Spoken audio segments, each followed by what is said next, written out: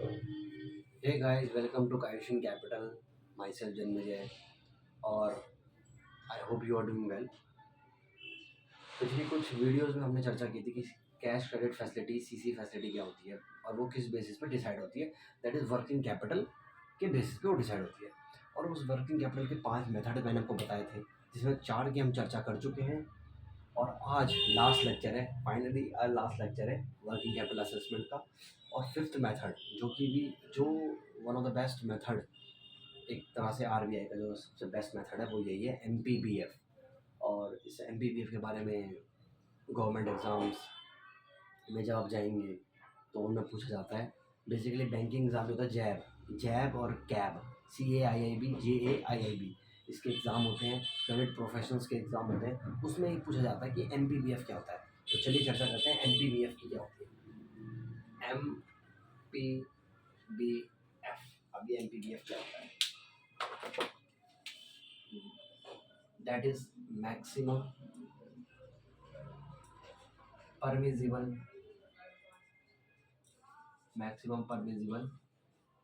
Bank finance. Maximum कितना bank finance कर पाएगा। एमपीबीएफ ये 5th मेथड है हमारा, 5th maximum permissible bank finance. नाम से पता है कितना बैंक फाइनेंस कर पाएगा। अब ये अभी आया कहाँ से? अब इसका जो जन्म हुआ वो हुआ 1975 में।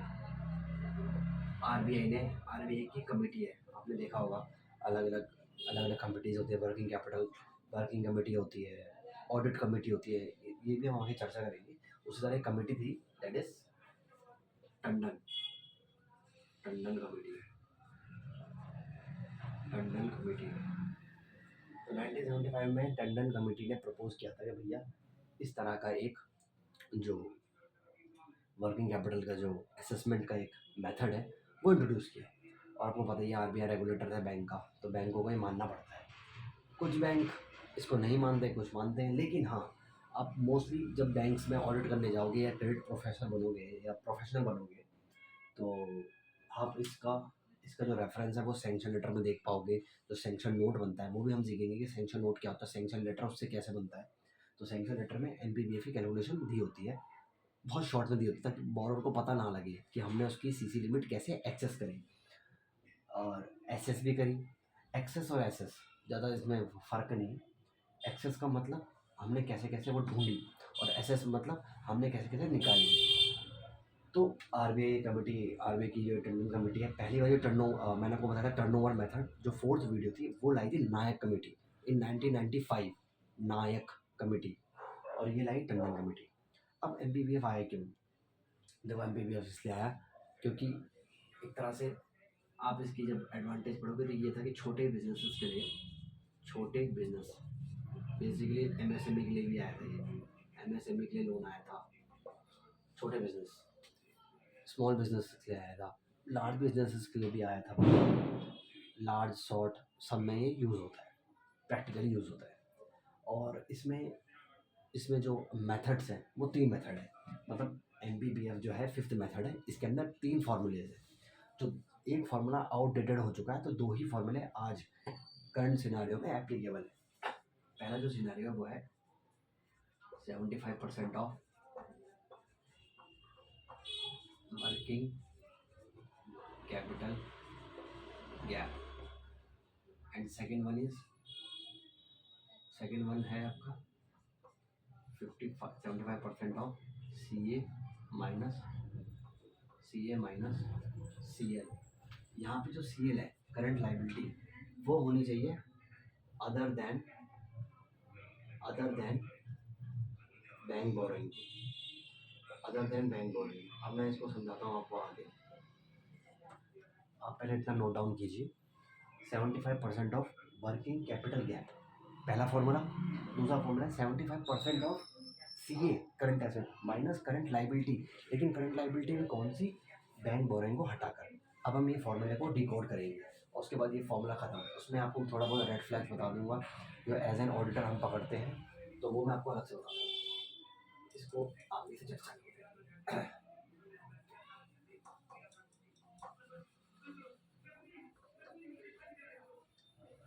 चलिए अब ये देखिए, ये पहला फॉर्मूला जो 75% ऑफ वर्किंग कैपिटल लिया है।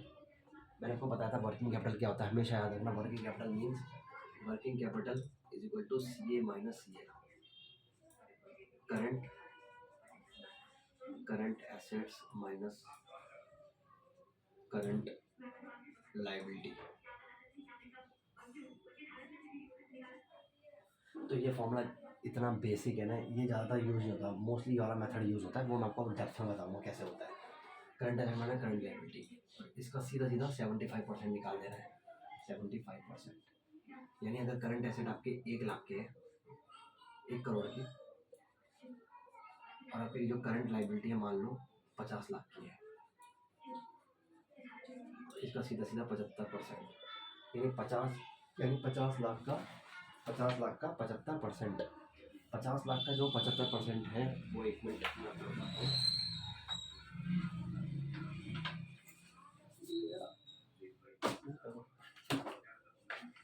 अब देखिए 1 करोड़ के हमारे जो एसेट्स हैं, दैट इज हमारे जो करंट एसेट है, माइनस 50 लाख करेंगे तो 50 लाख आया। 50 लाख का 75% कितना आएगा? 37,50,000। तो 37,50,000 की जो टोटल लिमिट है, इतना ही बैंक फंड करेगा। बैंक फंड करेगा बस। मैक्सिमम परमिसिबल बैंकिंग फाइनेंस, यही है पहला फॉर्मूला। ये तो बहुत आसान है। अब हम सेकंड फॉर्मूला सीखेंगे। सेकंड फॉर्मूला थोड़ा डेप्थ में जाता है, ये बहुत बेसिक है, तो इसको ज़्यादा बैंक अप्लाई करते ही हैं।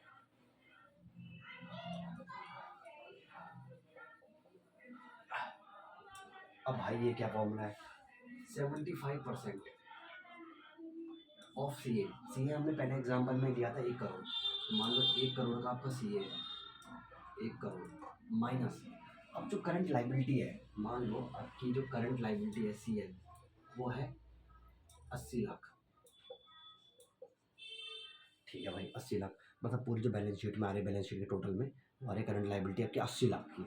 लेकिन 80 लाख में से बैंक बोरिंग मतलब आपने किसी और बैंक से भी लोन लिए हैं, शॉर्ट टर्म लोन लिए, मान लो 1 साल के, फिर स्मॉल फाइनेंस बैंक से आपने लोन ले लिया, या आपने किसी NBFC से लोन ले लिया। छोटे मोटे लोन जो होते हैं उसको आप इसको इसमें से माइनस कर दोगे, क्योंकि वो ऑलरेडी आपका लोन चल रहा है, तो भैया उसके ऊपर वो आपका वर्किंग कैपिटल का हिस्सा हम नहीं मानेंगे। इस फॉर्मूले के हिसाब से वो वर्किंग कैपिटल का हिस्सा नहीं माना जाता। तो मान लो आपने NBFC से जो लोन लिया है, NBFC लोन मान लो वो है 60 लाख का, तो आपकी जो टोटल करंट लाइबिलिटी थी वो 80 लाख है। NBFC का लोन मान लो ये है, मान लो इसमें small small small finance bank, इन दोनों का जो टोटल है, NBFC से लोन लिया होगा, मान लो स्मॉल फाइनेंस बैंक, छोटे मोटे बैंक होते हैं जैसे उज्ज्वल फाइनेंस बैंक, ये सब छोटे छोटे बैंक जो हैं स्मॉल फाइनेंस बैंक में आते हैं। तो ये आपने टोटल उसमें से 60 लाख का अपना लोन लिया, तो मान लो ये इन दोनों को माइनस करके आएगा, हमारा आएगा 20 लाख। तो भैया यहाँ से 20 लाख, यहाँ से 20 लाख माइनस होगा, यहाँ से 20 लाख माइनस होगा, यानी 80 लाख का। अब 80 लाख का 75% ही हमको आपको फंड करेंगे, यानी केवल जो पैसा जाएगा वो 60 लाख जाएगा।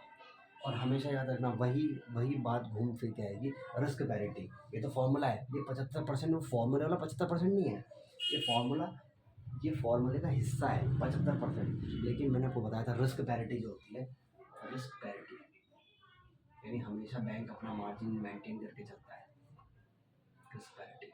तो ये जो 60% है, ये जो 60 लाख है, इसको 75% और 25% यानी 3:1 में बांट देंगे, 3:1 में बांट देंगे, यानी 45 लाख बैंक फंड कर देगा आपको, और जो बाकी का 15 लाख है वो आपको अपना ओन मार्जिन, ये है आपका 75% वाला, ये है आपका 25% वाला।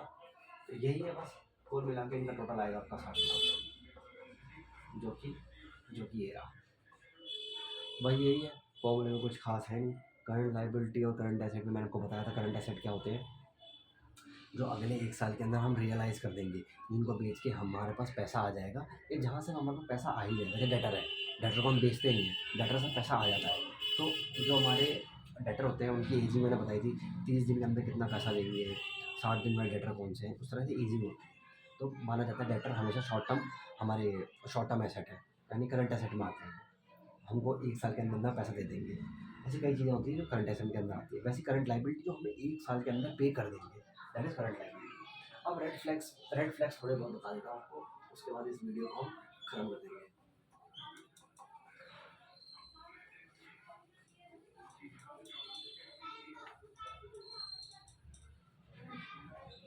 देखिए रेड फ्लैग्स क्या होते हैं। रेड फ्लैग्स मतलब पहला, मान लो cash conversion cycle, cash conversion cycle that is CCC। इसको हम बहुत डेप्थ में समझने वाले हैं, लेकिन अभी के लिए इतना समझ लीजिए। रेड फ्लैग्स क्या होते हैं, फॉरवर्ड जो होते हैं ना, फॉरवर्ड जो होते हैं वो क्या करते हैं, वो दिखाते हैं यार हमारे पास जो डेटर है वो रियलाइज़ हो रहे हैं। मान लो डेटर जो है वो पहले 10 लाख के थे और अगले अगले ही मंथ वो डेटर हो गए 8 लाख के। तो भाई बैंक सोचेंगे अरे वाह यार, इसके तो 2 लाख के डेटर कम हो गए, यानी 2 लाख का पैसा आ गया। 2 लाख आपके डेटर कम हो रहे हैं, आपकी बैलेंस शीट में डेटर कम हो रहे हैं, यानी डेटर हमको पैसा दे रहे हैं तभी तो कम हो रहे हैं, उनका बकाया कम होता जा रहा है। वो हमको अब 6 लाख हो जाएगा, यानी 6 लाख के डेटर ही ऐसे हैं जहाँ पर हमारा पैसा अटका हुआ है, वो हमें पैसा देंगे। तो कैश कन्वर्जन साइकिल से लोग घपलेबाजी करते थे, उस चक्कर में ये NPPF जो मेथड है उसका जन्म हुआ। बैंक सब कुछ एनालाइज करता है। उसके बाद थोड़ा बहुत देखा जाता है, मान लो आपकी जो जो सेल्स वगैरह है, सेल्स बढ़ रही है और डेटर्स भी बढ़ रहे हैं, दैट इज़ ओके, ये मत चलता है। सेल्स घट रही है, डेटर बढ़ रहे हैं, अरे ये कैसा हो रहा है। सेल्स आपकी मतलब पहले 10 लाख थी, वो अब 9 लाख हो गई, डेटर पहले 9 लाख थे वो 10 लाख हो गए, कि 1 लाख डेटर कैसे बढ़ गए, इज इट पॉसिबल। तो हाँ होता है। डेटर बोरोर अपनी बैलेंस शीट को, अपनी स्टॉक स्टेटमेंट को मैनिपुलेट करते हैं। तो उस इन सब रेड फ्लैग्स को देख देख के ही इस MPBF जो मेथड है, MPBF का जन्म हुआ। तो बस आज के लिए इतना ही है, और happy I am so much happy कि हमने जो वर्किंग कैपिटल असेसमेंट है इसका सारे पार्ट पूरे कर दिए हैं। अब हम जो अगली सीरीज़ लाएंगे तो वो वर्किंग कैपिटल टर्म लोन्स पर लाएंगे हम।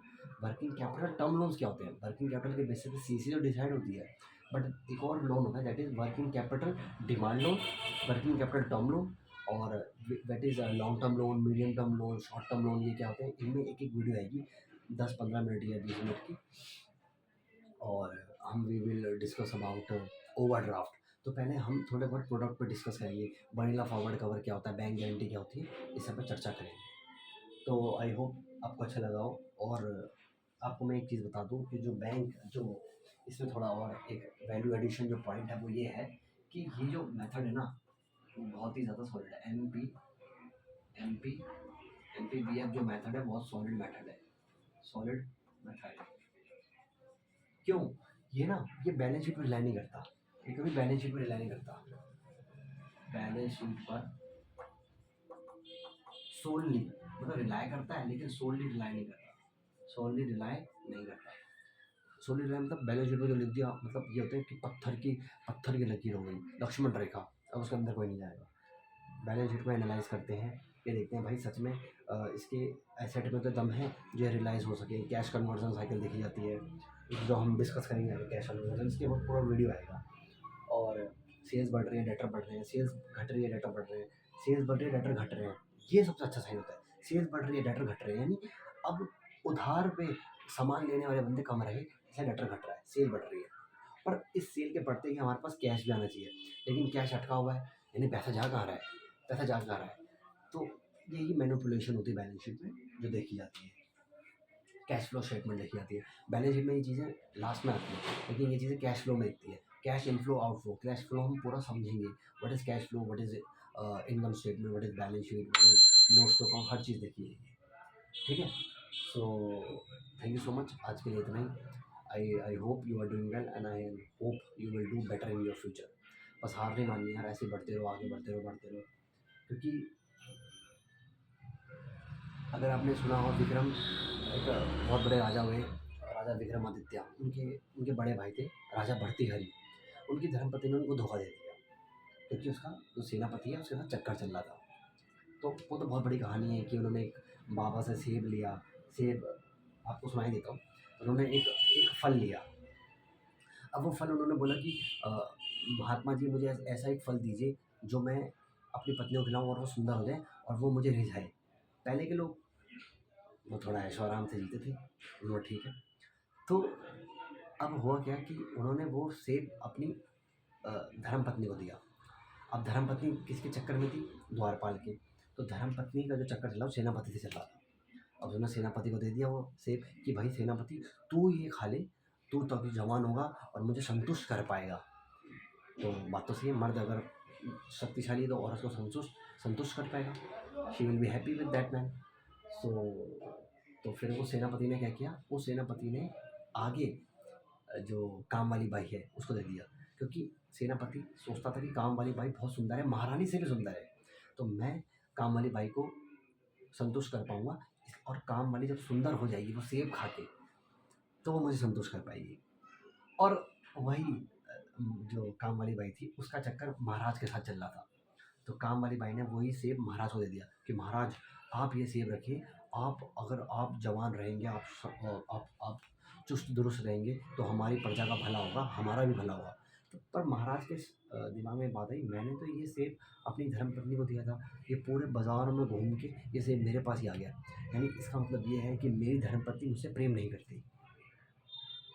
अब इसका लॉजिक यहाँ क्या बनता है? तो बात यही है कि हम सोचते हैं आगे समय आएगा तो हम आगे कर लेंगे। आज समय है, आज के समय की हम जो मूल्य है, द वैल्यू ऑफ मनी, तो हम उसको डिस्काउंटिंग करके अगर फ्यूचर वैल्यूज़ को हम आज डिस्काउंटिंग करके लें, आज ही से हम मेहनत करनी शुरू कर दें, हर चीज़ों में सोच रहे कि वो आज ही से हम शुरू कर दें, तो हमारे जीवन में कुछ कुछ ऐसी चीज़ें होती हैं जो घटित होती हैं, अच्छी अच्छी चीज़ें होती है। मैंने सोचा था, मैं बहुत शाय हूँ कैमरे के आगे, तो मैंने सोचा था कि मैं कभी वीडियोज़ नहीं बना पाऊँगा, बट मैं बना रहा हूँ, जैसे तैसे करके मैं बना रहा हूँ। अभी भी देखिए रात के 10:30 बज रहे हैं, ये देख सकते हैं 10:30 बज रहे हैं। अभी जस्ट मैं 8 बजे ऑफिस से आया हूँ, थोड़ा बहुत खाना खाया, थोड़ा बहुत पढ़ाई करी, एमबीबीएस के बारे में थोड़ा बहुत कैलकुलेशन देखी और उसके बाद मैं वीडियो रिकॉर्ड करी। तो यार ऐसे ही अब 11-12 बजे तक मैं पढ़ूँगा, 1 बजे तक फिर सुबह ऑफिस जाना है। तो यही रूटीन है, मैं चाहता हूँ हर दिन एक वीडियो आए। तो ऐसे ही सपोर्ट करते रहें, जीतते रहें, सीखते रहें, क्योंकि जीतना बंद तो सीखना बंद, ये हमारे सर कहते हैं। उन्हीं की लाइन में यहाँ बोल रहा हूँ, क्योंकि सीखना बंद तो जीतना बंद। Thank you so much.